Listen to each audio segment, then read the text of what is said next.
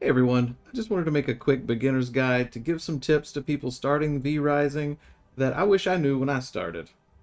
Pay close attention to the map in this game.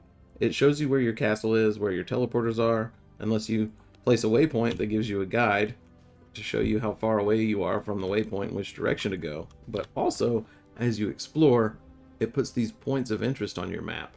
And what's really useful about these is that you can see important loot.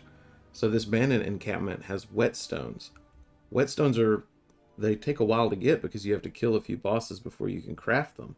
So if you want to make something early, you could go here and get some whetstones to do that. Teleporting is very useful in this game. They give you waygates pretty much everywhere, but there's a couple of rules that you have to follow. So if we look at my inventory right now, you can see that all of these items down here cannot be teleported. You can see it directly under their name. But most of your equipment, if not all of your equipment, and your consumables can be teleported. So you can prepare to go fight a boss or go loot a town or something like that and then go teleport. But then once you collect all of these materials, you're going to have to run back.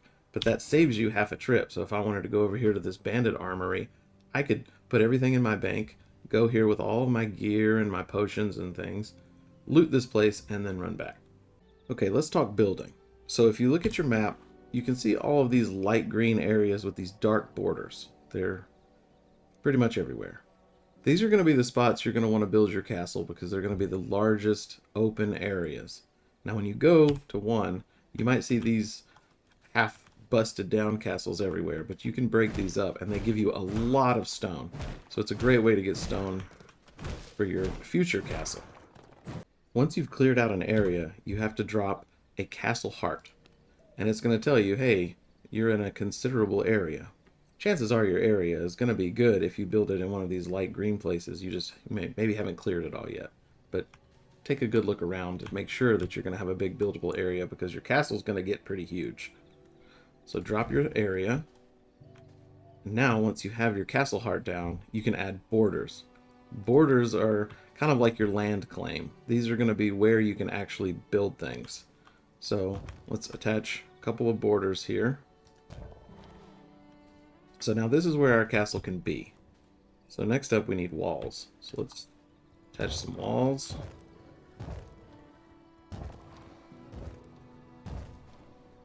And we have to be able to get in, so let's put an entrance. And a door. So now we have a castle.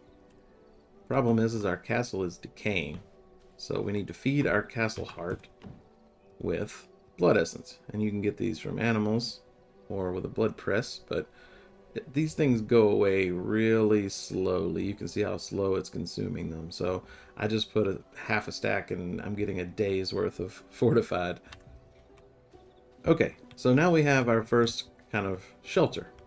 But the problem is once day comes, you know, our wall is casting a shadow right here, but we're just going to get burned up in our own castle. So the next thing that you should do is build one of these, a mist brazier. So if you make one of these and put it right in the middle of everything, well, I mean, it covers a pretty good area, so I would put it in the corner of here because I would build my castle out here and it's going to cover all of that. So once you have that, you can fill this with bones and turn it on. And this is going to create mist, which blocks the sun out in a pretty decent area of your castle. It'll last you a little while. So right now it's nighttime, so I would keep it off so I don't burn my bones. But that's going to let me not get burnt up in my castle. Now later, once you get to unlock your castle, you're going to have floors and you're going to have these castle objects. And once you build a castle with that, it gives you a roof. So you don't have to worry about these mist producers later. But that's going to be a little bit down the road. So for now, this will get you there. The next thing I want to talk about is modifying your castle, because this is a little tricky right now with the game. So if you push B, you can hover something and it goes into dismantle mode. But you can see, like if I try to dismantle this, it says can't be dismantled while floors are connected. And if I try to dismantle something like this, it's attached to an object, it can't be modified. Or say I want to left click and move my castle heart. It says blocked by border. So I can't move it because there is a border down. So there's a lot of rules that prevent you from doing certain things, and the easiest way to get around these rules is to dismantle things that are touching the other things. Like, say if I wanted to move it here, I would take these down, attached to an object. So I can't even remove that because of the door. So now I can take these down. Now I can remove... Oh wait, I can't even move because I gotta take this down. Okay, so you see how it is. So now that I've taken all of this stuff down, I can remove this border.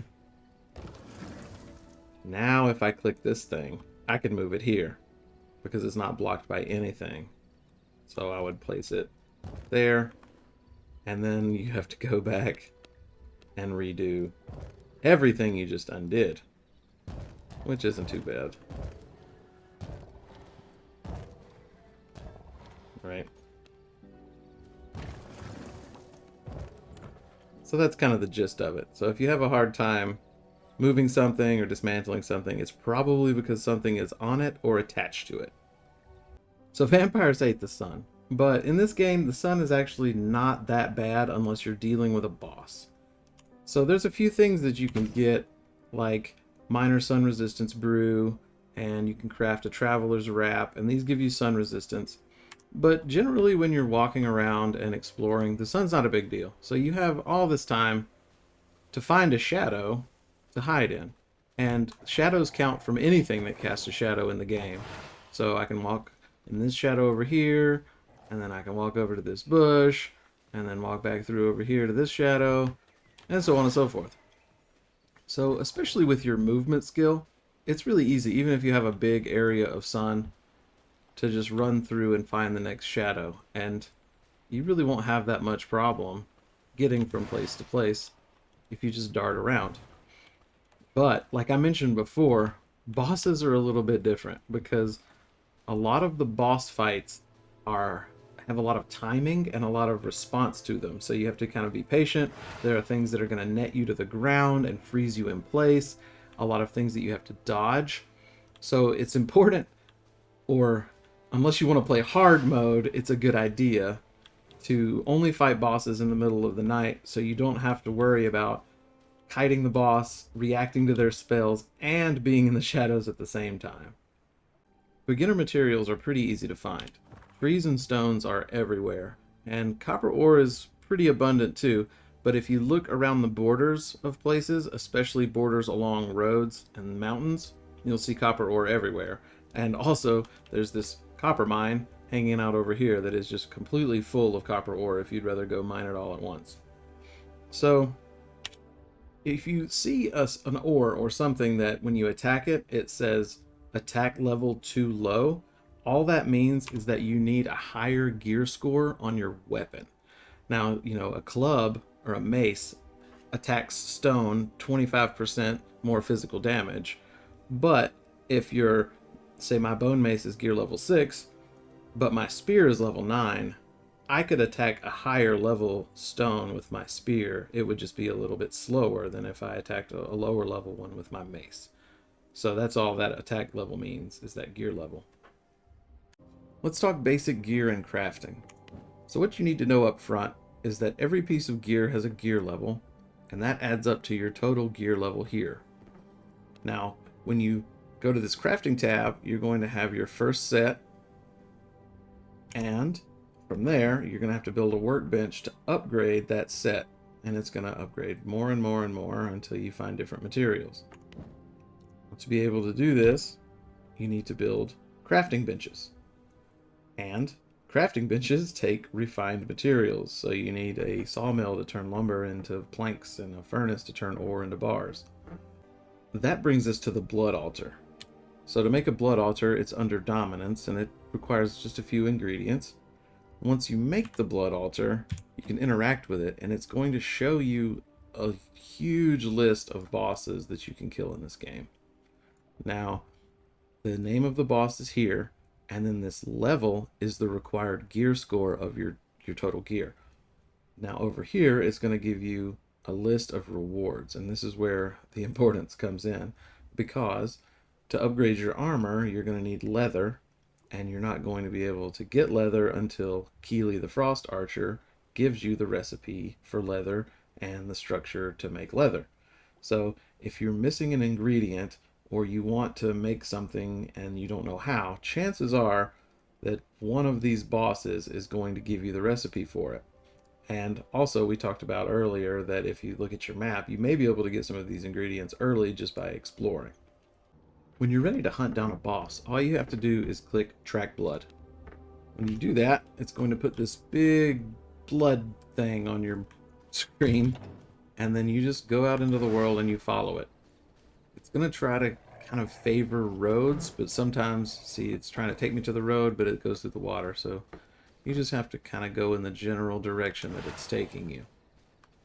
Now, one thing to keep in mind when you're doing this is if you find the person and you interact with them after you've tracked their blood, the blood tracking is going to go away.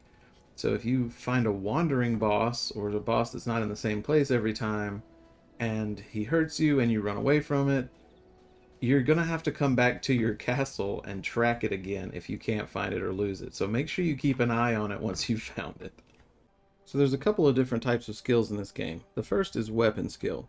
So every weapon has a primary attack, but as you upgrade your weapons, these skills, these secondary techniques will start popping up. So keep a close eye out when you upgrade because you might have a new skill, and they're different per weapon.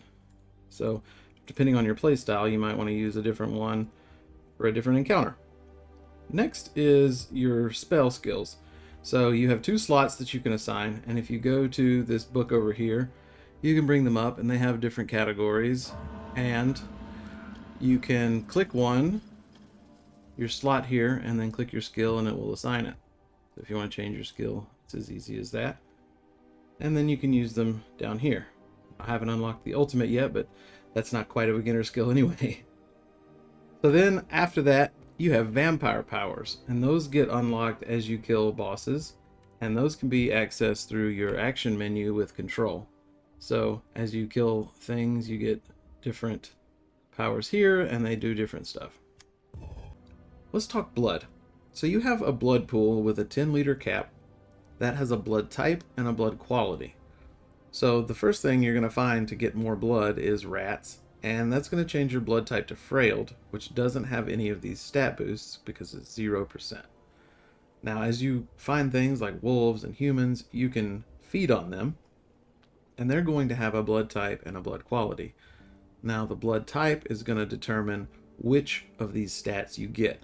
Like a brute gives you life leech and attack speed and healing received increased by X amount.